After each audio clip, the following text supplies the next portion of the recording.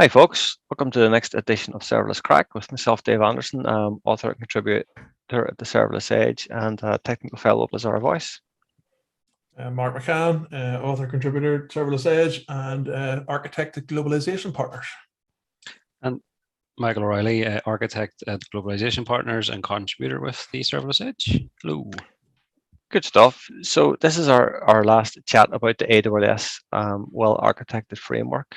This is the big one. What's your favorite pillar? So over the past 6 episodes, we've went over the Well Architected Framework from AWS. And just to kind of a quick kind of recap, like we all think this is a fantastic framework, and it's the whole thing's about. They say it's a bit like your workload's a bit like a physical building. If the foundation is not solid, it may cause structural problems that undermine the integrity and function of the building. So you need to look at all these 6 pillars for your workloads, and that's what you do to effectively produce, sound and stable systems. Yeah. So the first one is kind of operational excellence. I've got some blurb here. It's the ability to run and monitor systems to deliver business value and continually improve support and processes and procedures. So that's a good one. Security, it's the ability to protect information systems and assets while delivering business value through the risk assessments and mitigation strategies. Reliability, it's the ability of a system to recover from infrastructure or service failures. Dynamically acquire computing resources to meet demand and mitigate disruptions such as misconfigurations or transient network issues. Then performance efficiency, the ability to use compute resources effectively to meet system requirements and maintain efficiency. Cost optimization, the ability to avoid or eliminate unneeded cost. And then sustainability, guidance on how AWS can help you reduce your footprint and best practices to improve the sustainability of your workloads. So there's 6 really solid pillars there, which are good crack to kind of talk through, but the moment of truth arrives. I think Michael, ask you first. What is your favorite pillar? They're all my favorite. No. There you go. No, if I had to go back to one, I always go back to the first one. It's the first one in all the, the well-architected reviews, and when you go through the tool. But operational excellence. And the reason I like this one is because I'm a big fan of like continuous improvement and, getting yourself in a sustainable way of working, so how do you learn from failure? How do you react to certain things? How do you have visibility of everything around you? And I think if you can kind of assemble that apparatus and those behaviors, then you can really begin to eat into the other pillars, for example, operational excellence gets into, well, how do you observe something's working in production or something's failing in production? Something's failing in production. How do you deal with it? Do you have run books? Do you have playbooks? What's your playbook say about this scenario? And so I think it's a fundamental and it's a core one, but it's where I start.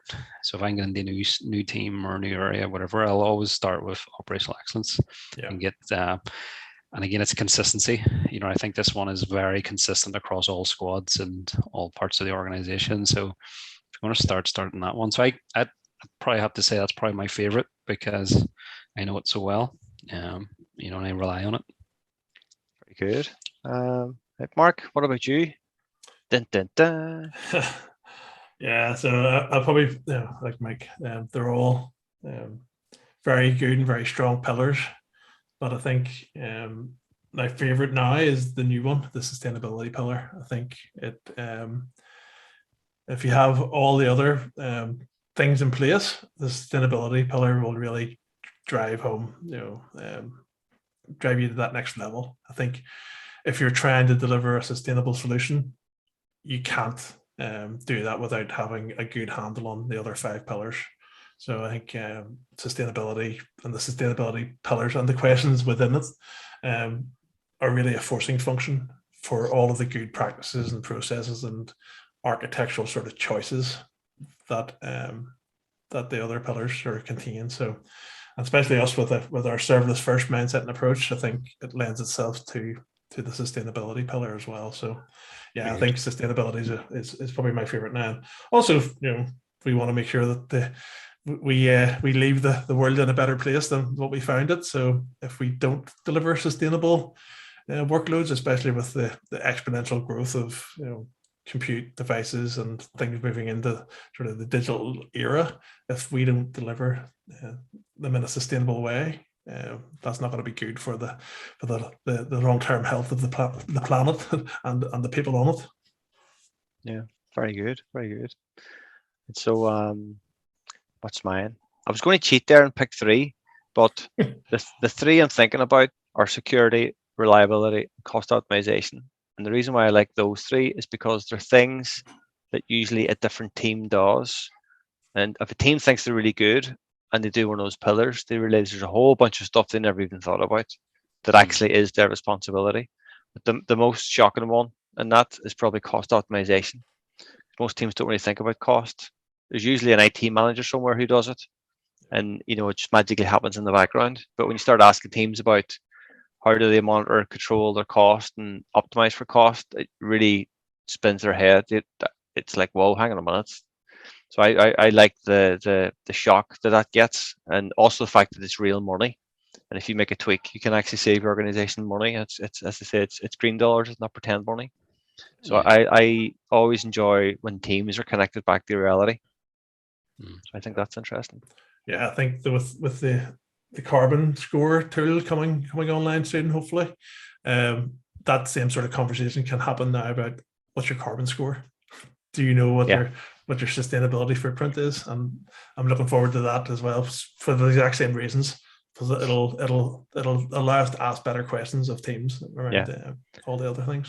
And as you used to say, Mark, your architecture is your cloud bill. So it's a. I always thought that was a great question when a team tell you about this fantastic thing that you built, and you just say, "How much does that cost?" That levels everything. Yes. If it's in the thousands, you're like, okay.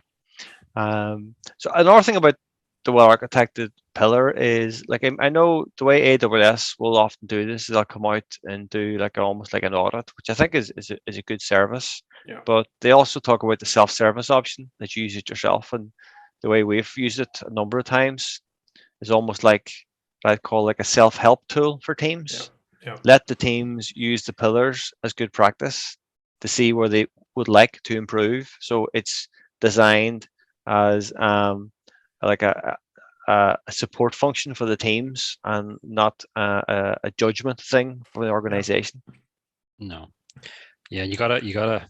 Yeah, that's absolutely. It's a safe space. It's very conversational, and helps you set goals, and it connects teams together as well. I think there'll be certain teams that do certain things well, and others that kind of want to aspire to that. So it's awesome for that sort of thing as well. Building community.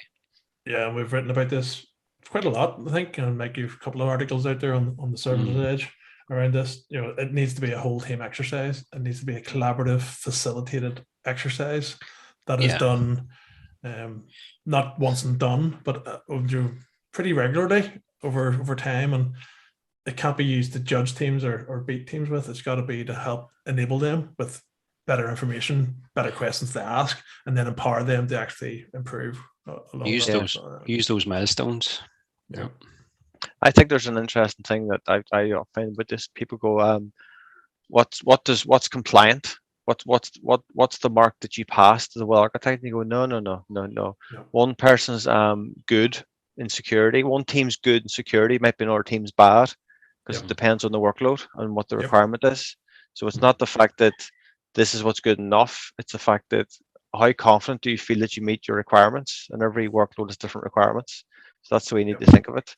So as you can't really judge a team, you can ask a team to say, are you happy that you've done what you need to do, and the framework helps you.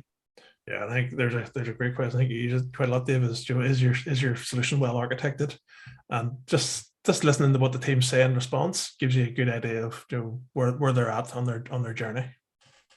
And maybe we end with our famous saying that we used to use all the time is, are you well architected? It's like when the doctor asks you, do you get your 5 a day?